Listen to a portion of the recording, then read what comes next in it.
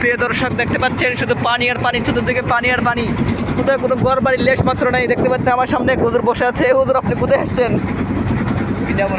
মিঠামইন। আমরা মিঠামইনের দিকে রওনা দিচ্ছি পানিবন্দী মানুষদেরকে তাদের বিভিন্নভাবে সহযোগিতা করা যায় কিনা সেদিকে লক্ষ্য রাখার জন্য। আর ওই যেখানে আমরা এই ডিবি হাউন আঙ্কেল, যে হাউন আঙ্কেলের রিসোর্টের সামনে আমরা অটোমেটিক চলে এসেছি।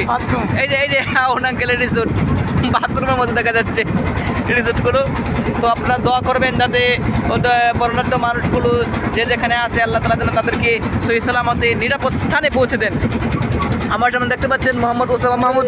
হযরত আপনার কিছু মূল্যবান নসিহত যাতে শুনতে চাই, বলেন। এই বলেন, তাড়াতাড়ি বলেন।